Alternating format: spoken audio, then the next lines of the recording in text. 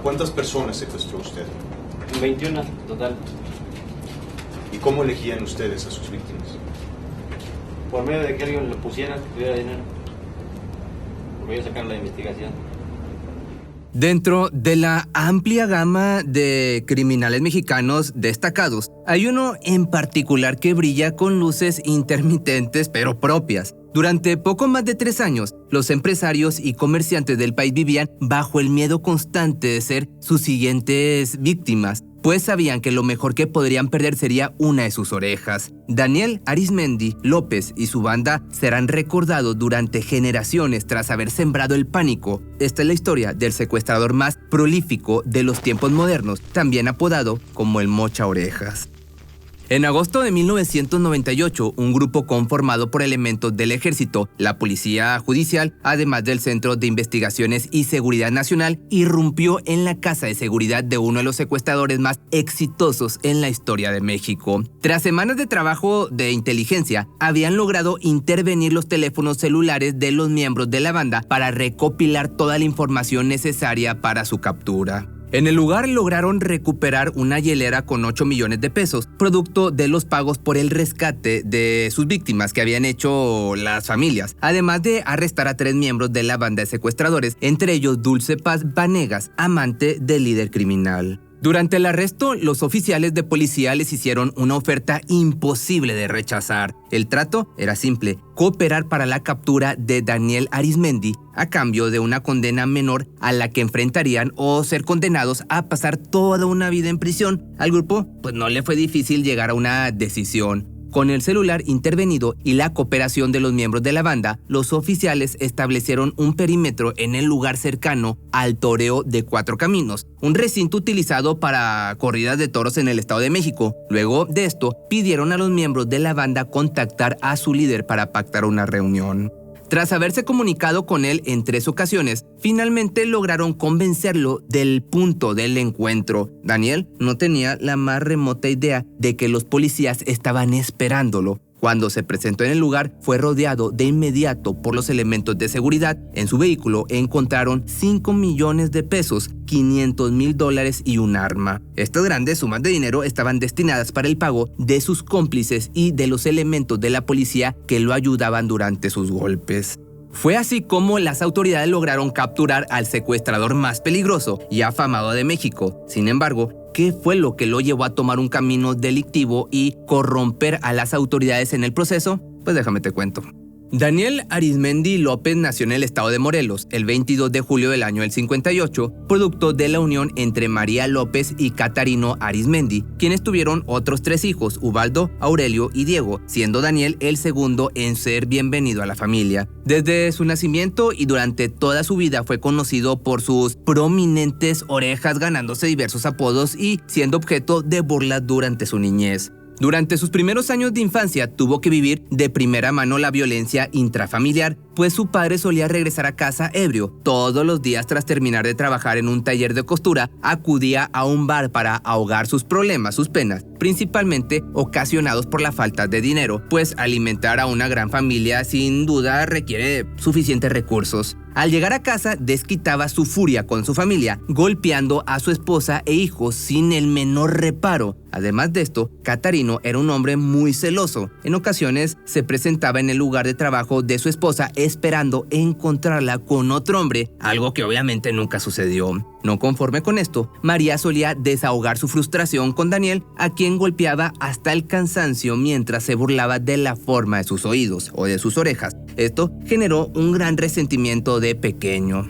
La situación cambiaría en 1966 cuando la mujer, finalmente cansada, decidió divorciarse de Catarino debido a que había sido despedido recientemente de su empleo y sus ataques violentos comenzaban a ser todavía más graves. Daniel, por su parte, había intentado ingresar a la escuela primaria, pero no tuvo éxito al no aprobar el examen. Volvería a intentarlo al siguiente año, logrando obtener el lugar dentro de esta institución. Mientras tanto, ayudaba a su padre con el trabajo en un taller de automóviles. En una ocasión, de hecho, tras presenciar que uno de sus compañeros sufrió un corte profundo que le produjo un sangrado intenso, vio cómo su padre tomó un pedazo de tela, le prendió fuego y luego de un par de minutos lo colocó sobre la herida. El hombre intentaba cauterizar y el método resultó ser efectivo. Esto, pues digamos, lo marcó de por vida. Por otra parte, los 4 hermanos pasaron a vivir con su madre. No obstante, la mujer terminó cansándose de tener que proveer para sus hijos y a los pocos meses los abandonó.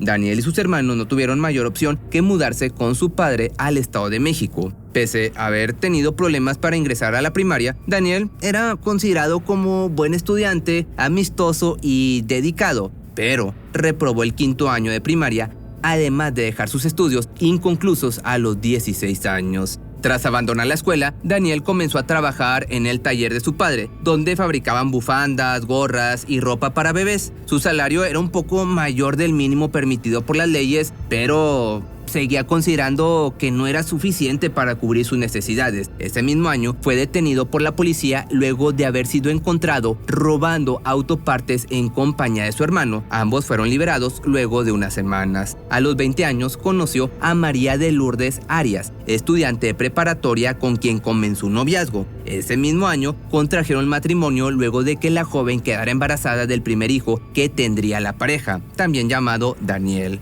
Luego de casarse, comenzaron a vivir en casa de Catarino. Pese a que ambos estaban muy enamorados y entusiasmados por el matrimonio, la vida de casado resultó no ser lo que esperaban. Daniel comenzó a mostrar el resultado de lo que había aprendido de su padre, o de los dos, de su padre y de su madre, durante su infancia. Poca estabilidad emocional, alcoholismo y ninguna muestra de afecto hacia sus allegados. Como te digo, al igual que su padre, Arismendi llegó al punto de agredir a su esposa e hijos tras perder el control con el alcohol. En una ocasión, dejó a su hijo tan golpeado que tuvo que ser hospitalizado de urgencia. El hombre llegaba a los golpes a la menor provocación, pero en esa ocasión encontró al pequeño Daniel jugando con su arma y perdió los estribos. Haz de cuenta que se repetía la misma película. Además de esto, creía que su pareja lo estaba engañando. Te digo, se repetía lo mismo, por lo que también llegó a presentarse en su trabajo esperando encontrarla con alguien más. Harto de sentirse celoso todo el tiempo, pero esto no era lo único que lo molestaba, pues el hecho de que su pareja tuviera un empleo estable, además de estudios, lo hacía sentir inferior. Por otra parte, después de casarse, decidió cambiar de empleo e ingresó a una fábrica de ligas donde su sueldo aumentó ligeramente, pero el trabajo era demasiado demandante y no le daba tiempo de descansar,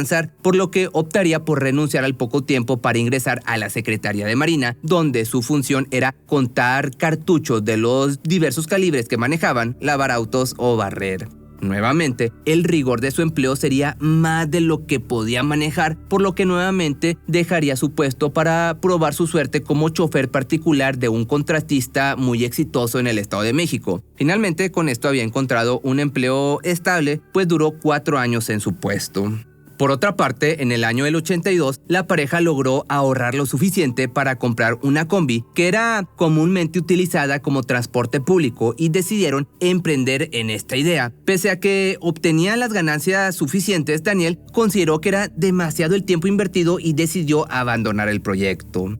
Luego de dejar su proyecto como conductor, Arismendi ingresó a las filas de la Policía Judicial de Morelos gracias a la recomendación del suegro de su hermano. Ambos formaban parte de la fuerza policial, pero su tiempo en el servicio sería breve, ya que 2 meses después de su ingreso fue despedido por cambios en el personal. Pero las cosas habían cambiado para el hombre, dado que durante su periodo como custodio conoció a El Móvil, uno de los prisioneros, un hombre robusto que fue detenido por robar automóviles, conocimiento que compartió con Arismendi. Daniel comenzó a acudir a las plazas comerciales buscando autos de la marca Volkswagen, pues con unas pinzas de presión y un desarmador era sencillo abrirlos. El hombre llegó a robar hasta 150 vehículos. mismos que desmantelaba para vender el motor. Su hermano Aurelio lo protegía de cualquier peligro. Su puesto como agente de investigación de robo de autos le permitía desviar la atención de los crímenes para evitar ser notados. Las ganancias de esta actividad ascendían hasta los 90,000 pesos semanales, un dineral, una cantidad suficiente para que Arizmendi lograra adquirir una casa y pudiera darle una mejor vida a su familia. Su grupo de cómplices se extendía hasta 15 personas, cada una con una función específica para cambiar el número de serie de los autos robados y poderlos vender sin dificultad. Durante su periodo robando autos conoció ahora a Dulce Paz Vanegas, de quien se enamoró de inmediato. Para conquistarla solo tuvo que utilizar sus conexiones dentro de la policía judicial para que liberaran a los hermanos de la joven. Luego de esto, le ofreció una manutención de 500 pesos semanales a cambio de ser su amante, a lo que la mujer accedió sin problemas. Pese a que las cosas parecían marchar a la perfección, el grupo delictivo fue detenido en el año del 90. Entre los detenidos se encontraba Aurelio, quien se vio forzado a declararse culpable para que Daniel quedara en libertad y pudiera seguir operando para pagar por la libertad de su hermano. Arizmendi tuvo que entregar todas sus ganancias, además de la casa donde cambiaban el número de serie de los autos robados para pagar los suficientes sobornos y lograr que su hermano fuera excarcelado, algo que sucedió en el año del 92, 2 años después de haber sido arrestados. Mientras Aurelio estaba preso, Daniel se encargó de mantener el negocio funcionando. Esto lo ayudó a conseguir suficientes contactos dentro de los distintos cuerpos de seguridad en la ciudad, además de altos niveles dentro de la policía, algo que garantizó su invisibilidad dentro de las investigaciones policíacas. Nos dedicamos al secuestro porque una sobrina de mi esposa comentó que habían secuestrado a una persona en Cuernavaca. Exigieron 1,000,000 de pesos. La familia quiso pagar, pero la policía los asesoró para negociar con los secuestradores. Me di cuenta de que era muy fácil. Esto fue lo que mencionó Arizmendi a un periódico local. Daniel comenzó a operar como secuestrador en el año del 95, acompañado por su hermano y otros miembros de la banda. Su primera víctima sería Artemio Tapia, familiar de uno de los miembros de la banda. Pero durante el proceso hubo una confusión y la banda terminó secuestrando al hijo de su objetivo. Debido a este error, José Salgado pediría al líder de la agrupación que dejara a su presa en libertad, pues se trataba de su sobrino. 8 días después fue puesto en libertad. Un primer intento fallido no iba a detener las intenciones del grupo, obviamente, por lo que su segunda víctima tendría que ser de mayor perfil. Martín Gómez Robledo era dueño de una concesionaria de gasolineras cuando fue privado de su libertad. Fue raptado al salir de su negocio y trasladado a un taller mecánico utilizado como guarida. Arizmendi negoció con los familiares el pago de su liberación, exigiendo 1,000,000 de pesos como rescate, pero lo más que pudo obtener de ellos fueron 350,000 pesos, que pagaron casi de inmediato. Martín fue puesto en libertad una vez que recibieron el dinero. Me pagaron con billetes usados de hasta 20 pesos, dentro de una caja de jabón. No recuerdo dónde lo dejé en libertad, solo que se quedó sentado en una banqueta. Esto fue lo que mencionó Daniel durante su juicio.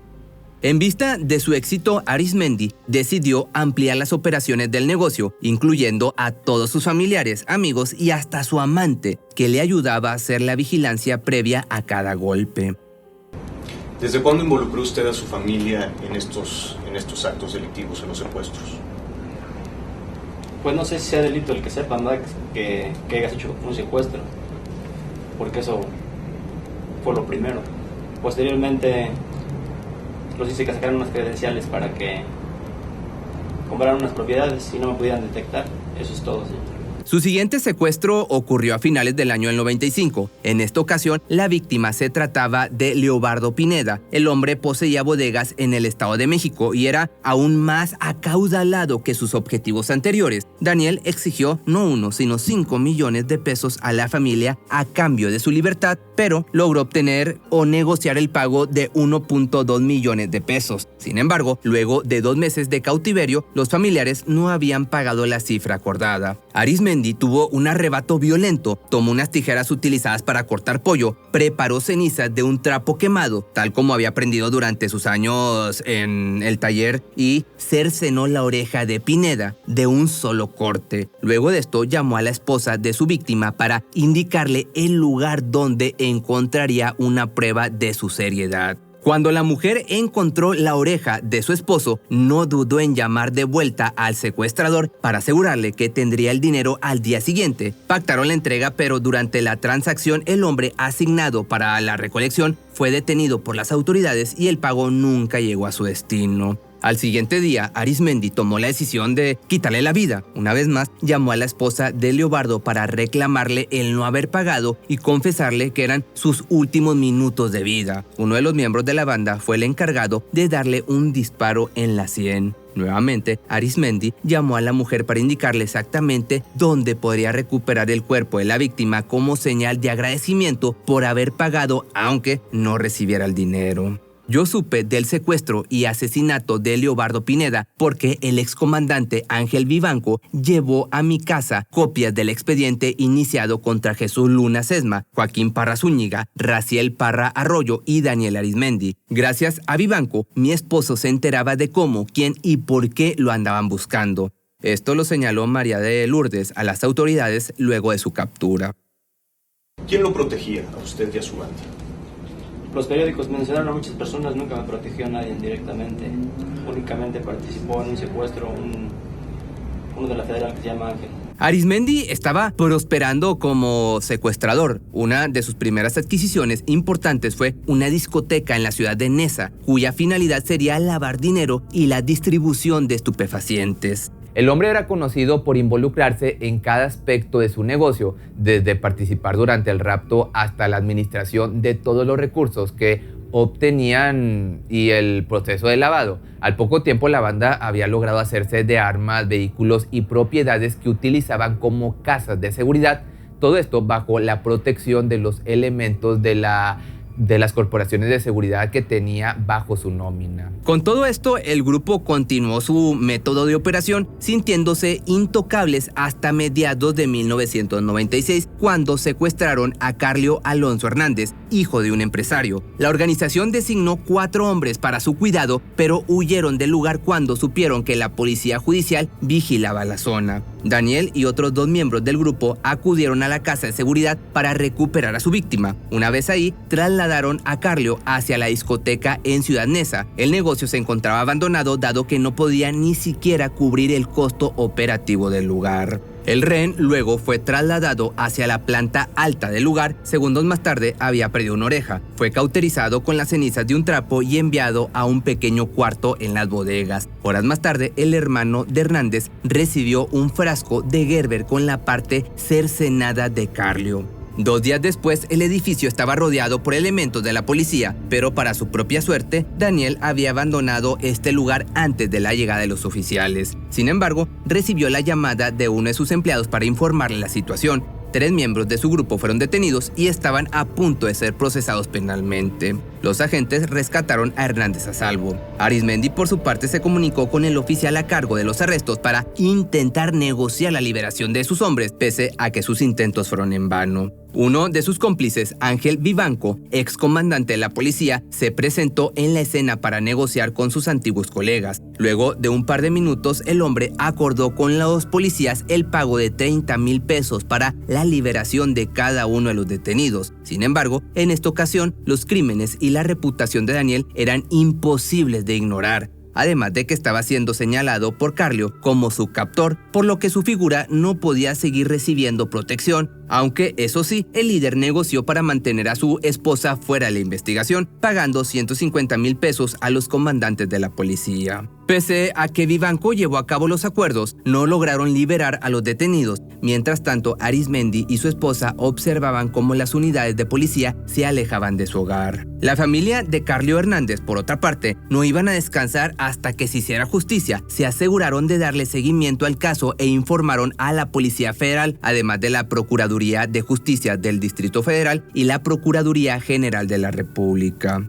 Los agentes lograron averiguar la ubicación de Daniel en Veracruz tras entrevistar a múltiples sospechosos y clientes de los diversos negocios del secuestrador. Cuando localizaron al grupo a las afueras de Veracruz, donde fueron rodeados a punto de ser capturados hasta que el líder comenzó a negociar con los detectives. Nuevamente logró librarse de la policía. en esta ocasión entregando una camioneta Dodge Charger, su auto personal, un Spirit color vino y 250,000 pesos. Luego del episodio del secuestro fallido, sumado al casi arresto, la banda seguiría operando con la misma normalidad que ya les caracterizaba. Ese mismo año, de hecho, privaron de la libertad a Alejandra Hostracher, una joven hija de empresarios. Seguimos a Alejandra durante 20 días. En el primer intento se nos fugó. Intentamos de nuevo 2 meses después y la levantamos por la avenida de los 100 metros. La llevamos a la casa de San Juan de Aragón, la encadenó mi hermano Aurelio, la dejamos en ropa interior y le dimos una sábana. Esto fue lo que señaló Arizmendi en su declaración. La banda ahora pidió 10 millones de pesos a cambio de liberarla. La negociación terminaría en 4 millones. Sin embargo, durante la entrega del dinero, un grupo armado descendió del vehículo. Luego comenzaron a disparar a Daniel y a sus acompañantes. El ataque fue repelido por el grupo, pero extraviaron el dinero durante el enfrentamiento, algo que obviamente molestó enormemente al líder. Al llegar a su guarida, el hombre cortó ambas orejas de su víctima y las envió a su familia. Luego llamó para informar dónde podrían recoger las partes amputadas. Esta vez fue la madre de la joven quien se encargó de las negociaciones y al día siguiente pagó por la liberación de su hija. Alejandra finalmente fue liberada. Cuando volvió con su familia, fue enviada de inmediato al hospital, donde los cirujanos la esperaban para intentar reparar el daño, pero sus esfuerzos habían sido en vano. Habían pasado 54 horas desde que sus orejas fueron cercenadas y las partes comenzaban a mostrar señales de descomposición. El grupo no tenía problema alguno en quitarle la vida a sus rehenes cuando las familias no podían hacer los pagos, mucho menos en cortar partes del cuerpo para amedrentar a las víctimas. Luis Manuel Gascón fue raptado en el año del 97, en el mes más específico, en abril. Al igual que los demás, fue vendado de los ojos y puesto dentro de una camioneta para llevarlo a una casa de seguridad. Pese a que los familiares de Gascón pagaron de inmediato su rescate, esto no detuvo a Arizmendi de probarles qué tan en serio iba a la hora de hacer negociaciones, por lo que recibió el mismo trato que los demás. Luego de cobrar el pago por la liberación, fue soltado sin ropa en una carretera. Pasaría ahora solo un mes hasta que decidieron dar su siguiente golpe. Un mes después, Raúl Nava fue privado de la libertad. Desafortunadamente, la familia no tendría éxito en las negociaciones pese a contar con el apoyo de la Policía Federal, por lo que Daniel decidió quitarle la vida y abandonar el cuerpo en la carretera. Los esfuerzos de las autoridades para capturarlo siempre resultaban inútiles debido a que el hombre gozaba de protección en distintos niveles de gobierno, como ya te pudiste haber dado cuenta. Pero el éxito de la banda comenzó a causar descontento en la organización, pues todos sentían que podían replicar la fórmula y obtener mayores ganancias de esta actividad delictiva. Sin embargo, Daniel siempre estaba un paso adelante de sus opositores. Tras enterarse de que varios de sus cómplices querían entregarlo a las autoridades, decidió arrebatarle la vida. Los cuerpos de José Hernández, Gerardo Martínez y Bartolomé Franco fueron encontrados semanas después con señales de sufrimiento, además del llamado tiro de gracia, que consiste en un disparo en la sien o en la nuca para terminar rápido con el trabajo. A principios de 1998, las autoridades comenzaron a difundir un retrato hablado de Arizmendi en todos los medios de comunicación nacionales, generando así el apodo del Mocha Orejas. Además de esto, la Procuraduría General de Justicia del Estado de México comenzaría a tomar cartas en el asunto, pues era tal el pánico colectivo que se había generado que los oficiales, bajo la nómina del grupo, poco pudieron hacer para seguirlo protegiendo. Daniel se sentía intocable y en cada uno de sus golpes en los que sabía de antemano que las autoridades estarían involucrados solía retarlos. Pero a través del retrato hablado y de los testimonios que recolectaron de testigos, los detectives lograron establecer una línea de investigación que les permitió llegar al arresto de Juan José Salgado Rogel, Daniel Vanegas Martínez, Araceli Morán Ramírez y María de Lourdes Arias, tras haber intervenido los teléfonos celulares que utilizaban para comunicarse.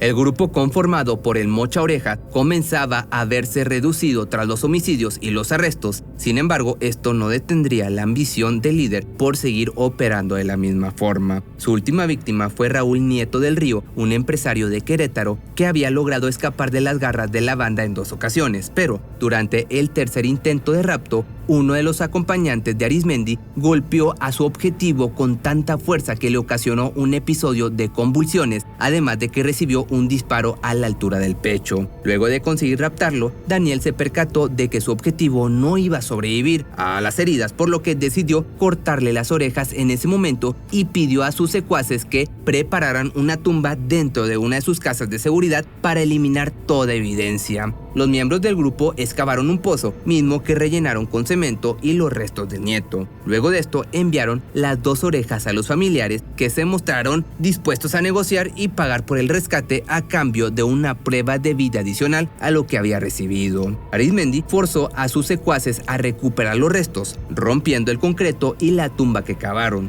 Luego de esto limpiaron y pusieron maquillaje al cuerpo ya sin vida para aparentar un mejor estado. Lo postraron en un sillón donde le tomaron fotografías junto al periódico de ese día. Los familiares aceptaron pagar 9 millones de pesos para que Raúl regresara a salvo, sin saber que el destino del hombre ya estaba decidido. Mientras tanto, las autoridades habían logrado intervenir los teléfonos de la banda y al saber que la víctima había perdido la vida, decidieron actuar de inmediato, forzando a los cómplices de Daniel a cooperar para su captura. Finalmente, el 17 de agosto del año 98, los detectives lograron capturar a Arizmendi tras organizar una reunión con sus colegas. Durante el arresto, el hombre no puso resistencia alguna y se mostró dispuesto a cooperar con la investigación. Luego del arresto, los detectives incautaron 30 millones de pesos, 600 centenarios y medio millón de dólares de acuerdo a los informes policiales. Pero Arizmendi siempre señaló que las cantidades acumuladas ascendían a cifras mucho mayores y que los policías habían tomado mucho dinero sin informarle a sus superiores. Daniel Arizmendi finalmente fue sentenciado a 50 años de prisión por los delitos de privación de la libertad, delincuencia organizada, homicidio y posesión de arma, acumulando un total de 393 años de cárcel. Pero las leyes mexicanas estipulan que la pena máxima para una persona en prisión es de 50 años. En el 2023, Arizmendi solicitó un amparo que le permitiera terminar con su condena bajo el argumento de haber sido torturado por elementos de las distintas corporaciones de seguridad que participaron en su captura. Pese a que el amparo le fue otorgado por un juez, la sentencia permaneció intacta, forzándolo a cumplir el resto de sus días dentro de una celda. Fue así como las autoridades lograron finalmente capturar al secuestrador y poner fin a la ola de pánico generada en todo el país. Pese a haber contado con la protección de la policía judicial, sus crímenes crecieron tanto que fue imposible mantenerlos ocultos. Si te gustó este video y tienes alguna sugerencia de algún criminal como estos mexicano que te gustaría que hiciera o alguien de la mafia, siempre y cuando no sea de la mafia reciente, pues déjamelo aquí abajo en tus comentarios y nos vemos el día de mañana o el lunes en un nuevo video.